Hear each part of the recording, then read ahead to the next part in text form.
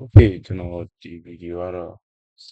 browser forensic ကိုကျွန်တော်သုံးမဲ့ကြောင်းလေးပြောခြင်းနဲ့ဒီဥစ္စာတော့ PTL လို့ protein lab online ပါ protein lab online browser forensic proto miner lab ကိုကျွန်တော်ပြောပြမယ်သူကတော့ FTK imager ဆိုတဲ့ application တစ်ခုကို download နေကျွန်တော် FTK imager ထဲမှာဒီ access data FTK imager 3.1 လေးကိုကြိုက်တယ်ပေါ့3.1 လေးကိုကြိုက်တဲ့အတွက်ကျွန်တော်ဒီကောင်ကို download ဆွဲလိုက်မယ်ဒီကောင်လည်းသုံးရတာအဆင်ပြေတဲ့အတွက် recommend လည်းပေးတော့ပေးခြင်းတယ် recommend ပေးပါရောပေးခြင်းတယ်တော့မပေးပါဘူး okay file လည်း download လိုက်ပြီကျွန်တော်တို့ဒီ file ကတော့ free lab ဖြစ်တဲ့အတွက်ကျွန်တော်တို့ဒီ file ကိုလိုချင်တယ်ဆိုရင် Duty Lab online တွေကကျွန်တော် browser forensic crypto miner ဆိုတဲ့ကောင်ကိုသွားပြီးတော့ကျွန်တော်ဒီထဲမှာကိုယ်ကပြန်လေ့ကျင့်နေဆိုရင် browser tab file ကိုဒီမှာ download ဆွဲလို့ရတယ် okay ဒါလေးကိုဆိုကျွန်တော်တို့တစ်ချက်စောင့်လိုက်ရအောင် access data image file တော့ရပြီ okay အဲ့လိုဆိုရင်ကျွန်တော်တို့ download ထဲကိုပြန်သွားမယ်ဟောကျွန်တော်မှရှိပြီဗျာ okay okay okay ကျွန်တော်ပြန်စားလိုက်မယ်နော်ဒီတော့ image file ရပြီငါ file complete မဖြစ်ဘူးကျွန်တော်ပြန်ကြည့်လိုက်တော့ fail ဖြစ်သွားတော့အဲဒါကြောင့်ကျွန်တော်ပြန်လှုပ်လိုက်တယ်ကျွန်တော်လည်းပြန်နေ okay နားစတယ်ဒီကြည့်တယ်ဆိုကိုကျွန်တော်တို့ okay ထားလိုက်ဒီမှာထားလိုက်ဒီကျွန်တော် file တစ်ခုရရတယ်နောက်လိုဒီ file ကဒီကောင်လည်းမပြီးသေးဘူးဆိုတော့တစ်ချက်ဆောင်ဒီသူ့ထဲမှာမေးရဆိုရင်တော့ကျွန်တော်တို့ကိုဒါတော့ကြည့်ပြီးသွားပြီ Chrome ထဲမှာ user browser profile ဘယ်နေရာရှိလဲဒီတော့ Chrome ထဲမှာတော့ install လုပ်တာ theme တွေပြီးရင်တော့ extension ID extension name တွေအကောင်တွေကိုကျွန်တော်တို့တစ်ချက်ချင်းရှာကြည့်ကြအောင်ဒီကတော့ browser forensic ဖြစ်တဲ့အတွက်ဒီ browser နဲ့ပတ်သက်တဲ့ file ပတ်တွေပါတယ်တော့ကျွန်တော်တို့အမြင်ကိုတွေ့ရမယ်ပြီးရင်တော့ဒီလိုမျိုးFTK imager file တွေကိုကျွန်တော်တို့ဖွင့်လို့ရတဲ့ software တွေတည်သွားမယ်ပေါ့ဒီ preview ထဲမှာဆိုရင်တော့ကျွန်တော်ဆိုတော့ဒီကောင်လေးသုံးတယ်ဒီကောင်လေးသုံးတယ်ဆိုရင်အဲပေါ့ကျွန်တော်တို့ဒီကောင်လေးနည်းနည်း UI design လေးရတယ်အဆင်ပြေတဲ့ပါတယ်ဆိုတော့ဒီကောင် recommend ပေးခြင်းနဲ့တဲ့ပါတယ်ဟုတ်ရဲ့ဆိုဒီ file လေးတစ်ချက်ဆောင်26ဆိုတော့ကြောက်လို့တော့ okay ရသွားပြီကျွန်တော်ရသွားပြီဆိုတော့ဒီ file ကိုကျွန်တော်ရဲ့တော့ exit ပြန်လုပ်လာအောင် exit လုပ်မယ်ဆို extract လုပ်မယ်ကျွန်တော် PTL routine လိုက်တည်ရဲ့ password တွေက PTL လို့ပဲဆိုတော့ကျွန်တော် PTL လို့ရိုက်ပြီးတော့ password နဲ့ exit ဖြည့်မယ် exit ဖြည့်ပြီးသွားရင်သူကဘာတွေပါလာမလဲဘာတွေပါလာမလဲဆိုရင်ဒီထဲမှာဘာမှမပါတယ်ဒီထဲမှာ test file တွေတစ်ခုပါလာဘာလဲဆိုရင်ဒီ challenge က free ဖြစ်ကြောင်း routine ကနေ provide လုပ်တာကြောင်းဒီ file ကို share ကြမလို့သူတို့လကနေဘာမှမဟုတ်လဲလကားပေးမှာပဲဆိုတော့ free anyway ပဲဆိုတော့ကျွန်တော်ဒီ file ကိုကျွန်တော်ခုနပြောလို့ပဲ routine lab ထဲမှာသွားပြီးတော့ install လုပ်လို့ရတယ် okay ဒီကောင်ကိုကျွန်တော်တို့လုပ်မယ် okay edit module item image file image file ဘက်ကကျွန်တော်တို့ဒီထဲမှာ oh sorry ကျွန်တော်ဒီကောင်စစ်ပြရအောင် extract all extract လုပ်မယ်ဒီဆိုရင်ကျွန်တော်တို့ browse ပြန်လုပ်မယ် browser data ထဲမှာကျွန်တော်တို့81 file ဟာဒီမှာရှိရဆိုတော့ okay finish လုပ်လိုက်မယ် finish လုပ်လိုက်ပြီဆိုကျွန်တော်တို့မှာဒီ data file တွေရပြီဒီတော့ပထမဆုံးမေးတဲ့မေးခွန်းကကျွန်တော်တို့ကို user ဘယ်နှယောက်ရှိတယ်လဲ user ဘယ်နှယောက်ရှိလဲ user profile ဘယ်နှယောက်ရှိလဲဆိုတော့ကျွန်တော်တို့ရှာမယ်ဆိုရင် app data တွေက local တွေက google တွေက chrome နဲ့ user data ဆိုတာတွေရှိတယ် user data ဆိုတာလေးထဲမှာကျွန်တော်တို့ကဒီမှာဆိုရင်ကျွန်တော်တို့မျက်လုံးနဲ့တမ်းမြင်တာဆိုရင် profile 1ဆိုတဲ့ user တယောက်တော့ရှိတယ် user account တစ်ခုရှိပါ profile 1ဆိုတာရှိရင်ပြီးရင် default user ဆိုတာလည်းရှိအောင်အဲဒီကြောင့်ဒီမှာ default ရှိတယ် profile 2ရှိတာကျွန်တော်တစ်ချက်ကြည့်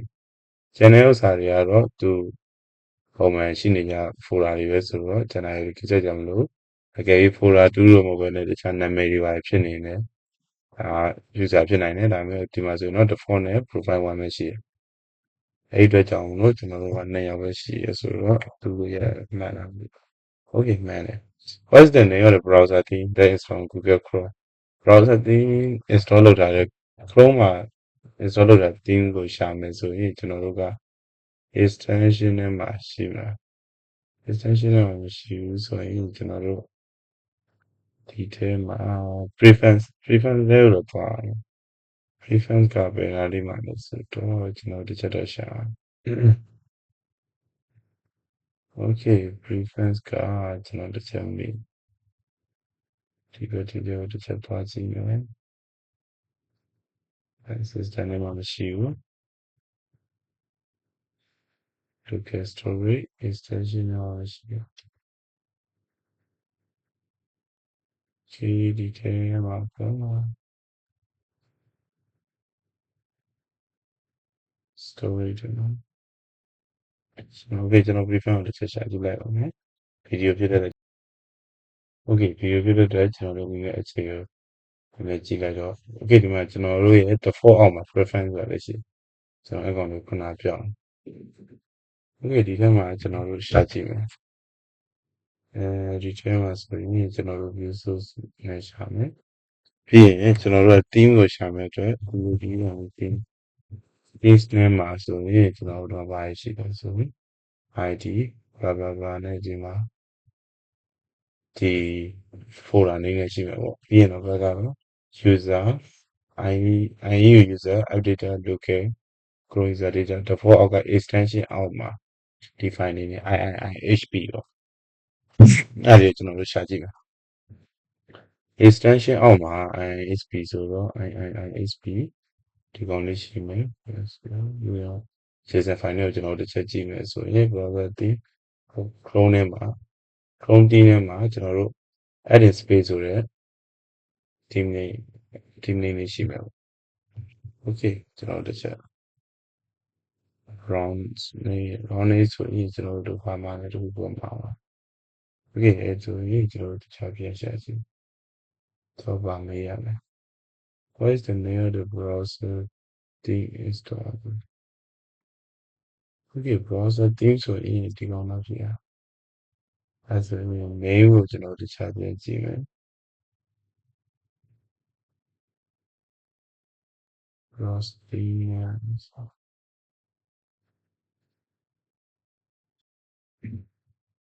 Okay ဖြစ်နိုင်တာတော့ဒီကောင်ပဲရှိတယ်ကျွန်တော်တို့ underscore တွေကြောင်းလာတော့မသိဘူးကျွန်တော်လည်းတစ်ချက်တော့ပြန်ဖယ်ကြည့်မယ်ဟုတ်တယ် underscore ကြောင်း underscore လည်းမက extension နဲ့တော့ crypto miner ရဲ့ extension ကမရှိမလဲ crypto miner ရဲ့ extension လေးဆိုရင်ကျွန်တော်တို့ဒီထဲက 3.0 တဲ့က listen နဲ့မှာ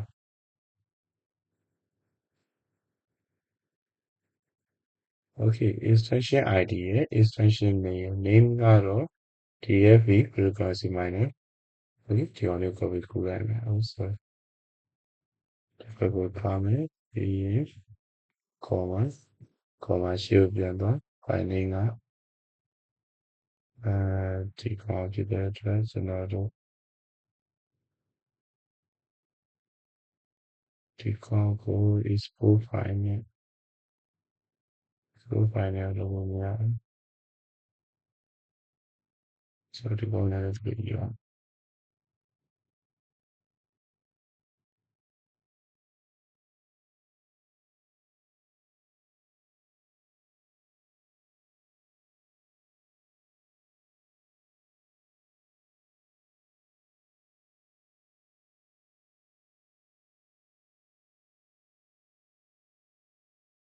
ဒီကောင်လေးရပိတ်ထားပါမယ်ဒီကောင်ကျွန်တော်တို့ file နဲ့ရပြီဆိုရင်တော့ဒီကောင်ကြည့်ရှင်းပါစနစ်လုပ်လိုက်လို့ဆိုရင်ဘာကြောင့်လဲမှာ What is the description of the type of the extension ဒီ description ကိုရှာမယ်ဆိုရင်ကျွန်တော်တို့ဒီ 3.0 ရဲ့သွား JSON file ထဲမှာပဲသွားရင်ဒီမှာ description ဆိုတာလေးတွေ့ရတယ် ဒီမှာ allow statement ပါ the web browser ဘာညာခုကဒီမှာ copy new position လို့ဒီကောင်ဖြစ်မယ် what is the name of the specific Java web miner using the browser extension ဆိုတော့ web miner ဆိုတော့ကျွန်တော်တို့ဆိုရင်တော့ JavaScript file ကိုသွားမယ်ဒီထဲမှာ JavaScript file ရှိလားဆိုရင်တော့ကျွန်တော်ဒီမှာရှိတယ်specific JavaScript miner using the browser နေကိုမေးရဆိုတော့ကျွန်တော်တို့ဒီကောင်လို့ထင်တယ်တော့ခုနကပါတော့အဲဒီ progress ကိုကျွန်တော်တို့ခုနကဖြစ်မှာဆိုလို့ဒီကောင်လေးပြလိုက်တာ okay man how many hash in the group miner calculating per second calculating per second ဆိုရင် hash per second နဲ့ဆိုပြီးဒီမှာ20လို့ပြီးတာအဲ့ဒါကြောင့်20ကိုဆိုမယ်ပြီးရင်တော့ what is the public key associated with the mining activity public key ကတော့ဒီမှာရှင်းနေတယ် public key ကဒီမှာ OGV2 အဲ့လိုပုံညာတီကိုပို့မယ်ပြီးရင် what is the URL of the database of the JavaScript web miner what is the URL of the JavaScript web miner ဆိုတော့ဒီကတော့သူကတော့ဘယ်လိုပြောမလဲOSIF ဖြစ်သွားပြီ OSIF ကတော့ကျွန်တော်မဖြေပြတော့ဘူးဒီတကူကတော့ဘာသာကိုလည်းဖြေလို့ရနိုင်မယ်လို့ထင်ပါတယ်ဒီကောင်လေးကတော့ကိုယ်စူးစမ်းဖြေကြည့်ကြအောင်ကျေးဇူးတင်ပါတယ်